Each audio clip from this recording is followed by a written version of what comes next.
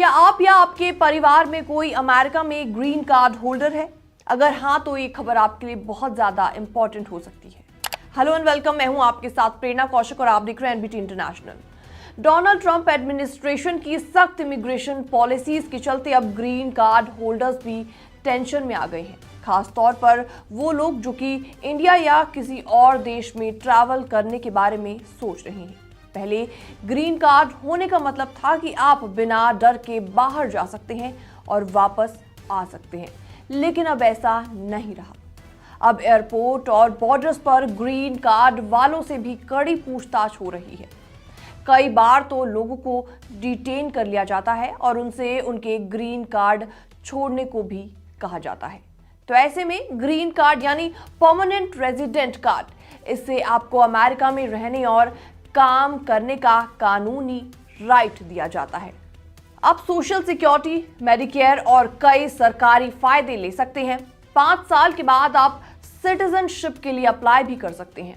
अगर spouse US citizen है तो 3 साल बाद, लेकिन इसके लिए आपको 5 साल में कम से कम 913 दिन यूएस में रहना जरूरी है। अब ट्रैवल से जुड़े कुछ खास नियमों के बारे में बात करते हैं जो कि आपके लिए जानना बेहद इंपॉर्टेंट है।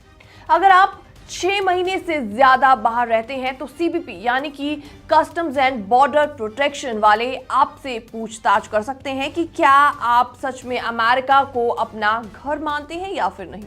और अगर आप 1 साल से ज्यादा बाहर रहते हैं तो ग्रीन कार्ड पर खतरा बढ़ जाता है। कुछ लोगों को तो वापस आते समय फॉर्म्स दे दिए जाते हैं कि वो अपना ग्रीन कार्ड खुद ही छोड़ दे। इमिग्रेशन वकील ब्रैड का कहना है कि अब सीबीपी वाले ग्रीन कार्ड होल्डर्स को भी टूरिस्ट या फिर स्टूडेंट्स की तरह चेक कर रहे हैं। एक केस में एक व्यक्ति जो कि 3 महीने के बिजनेस ट्रिप पर जमैका गया हुआ था, उसे वापसी पर रोक लिया गया और पूछा गया कि क्या वो सच में यूएस का रेजिडेंट है। सीबीपी वालों ने उसे ग्रीन कार्ड छोड़ने को बोला, लेकिन उसने मना कर दिया। आखिरकार उसे अंदर जाने दिया गया, लेकिन उस दौरान उस व्यक्ति का एक्सपीरियंस बेहद खराब रहा, काफी दुखद रहा। ऐसे में आपको एक और एग्जाम्पल बताते हैं जो कि क्लियोना नाम की एक महिला का है, जो कि 12 साल की उम्र से अमेरिका में रह रही है। उन्हें सैन फ्रांसिस्को एयरपोर्ट पर डिटेन कर लिया गया। उनके पुराने 2 ड्रग से जुड़े केसेस थे जो कि स्पंज हो चुके थे और फिर उन्हें 1 हफ्ते से ज्यादा डिटेन में रखा गया। डोनाल्ड ट्रंप एडमिनिस्ट्रेशन ने कई पॉलिसीज लागू की हैं जिनसे स्क्रूटनी और भी ज्यादा बढ़ गई है, जैसे कि सोशल मीडिया चेक करना, एंटी सेमिटिज्म जैसे मुद्दों पर ध्यान देना और एडवांस्ड वेटिंग प्रोसेस लाना। आपको बता दें, जर्मनी जैसी कंट्रीज ने तो अपने सिटीजन्स को यूएस में ट्रैवल करने से पहले सावधानी बरतने को कहा है और उन्होंने सलाह भी दी है। तो ऐसे में क्या करें ग्रीन कार्ड होल्डर्स, ये बड़ा सवाल है। तो आपको बताते हैं, अगर आप 6 महीने से ज्यादा बाहर जाने के बारे में सोच रहे हैं तो री एंट्री परमिट जरूर लें। इससे आप 2 साल तक बाहर रह सकते हैं और सीबीपी को दिखा सकते हैं कि आपने अपनी रेजिडेंसी छोड़ी नहीं है। और साथ ही साथ ग्लोबल एंट्री प्रोग्राम भी कंसिडर कर सकते हैं, जिससे वापस आने पर जल्दी और आसानी से क्लियरेंस मिल जाती है। तो अगर आपके परिवार में कोई भी ग्रीन कार्ड होल्डर है तो उन्हें ये बात जरूर बताएं। आज के माहौल में सतर्क रहना बहुत ज्यादा जरूरी है। फिलहाल इस रिपोर्ट में इतना ही। बाकी वर्ल्ड से जुड़ी छोटी और बड़ी खबरें देखने के लिए बने रहिए एनबीटी इंटरनेशनल के साथ। अगर आप अमेरिका में रहते हैं और ग्रीन कार्ड होल्डर हैं, तो अब घरेलू हवाई यात्रा के लिए केवल ड्राइविंग लाइसेंस से काम नहीं चलेगा। 7 मई 2025 से आपको रियल आईडी कंप्लेंट आइडेंटिफिकेशन दिखाना जरूरी होगा, नहीं तो आपको पासपोर्ट या अन्य वैकल्पिक पहचान दस्तावेज ले जाने पड़ेंगे, इवन फॉर डोमेस्टिक ट्रैवल। जी हाँ, US department of homeland security के मुताबिक अगर आपका ड्राइविंग लाइसेंस या state ID real card complaint नहीं है तो आपको बोर्डिंग में देरी, अतिरिक्त सिक्योरिटी स्क्रीनिंग या यहाँ तक कि एंट्री न मिलने जैसी परेशानियों का सामना करना पड़ सकता है। तो ऐसे में रियल आईडी होती क्या है, इसके बारे में आपको बताते हैं। दरअसल रियल आईडी एक ऐसा सरकारी पहचान पत्र है जो कि डीएचएस द्वारा मान्य है। आमतौर पर इनमें स्टार का निशान, झंडा या एनहेंस्ड लिखा हुआ होता है। इसे पहचानने का तरीका है कि आपके लाइसेंस या आईडी पर कोई विशेष चिन्ह होगा। ऐसे में 18 साल या उससे अधिक उम्र वाले सभी यात्रियों को रियल आईडी दिखाना होगा अगर उनके पास पासपोर्ट या DHS अप्रूव्ड अन्य आईडी नहीं है तो।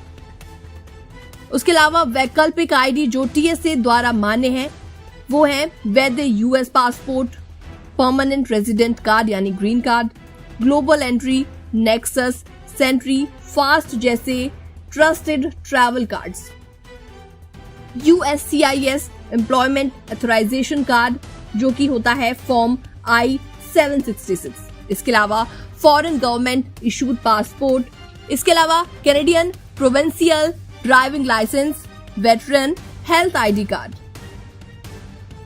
हर राज्य के ड्राइवर लाइसेंसिंग एजेंसी की वेबसाइट पर जाकर आप आवेदन कर सकते हैं। आमतौर पर आपको ये डॉक्यूमेंट्स दिखाने होते हैं जैसे प्रूफ ऑफ आइडेंटिफिकेशन जैसे कि US पासपोर्ट, बर्थ सर्टिफिकेट या ग्रीन कार्ड। इसके अलावा सोशल सिक्योरिटी नंबर का प्रमाण जैसे SSN कार्ड, W2 या पे स्टब। इसके अलावा प्रूफ ऑफ रेजिडेंसी जैसे कि रेंट एग्रीमेंट, यूटिलिटी बिल और बैंक स्टेटमेंट।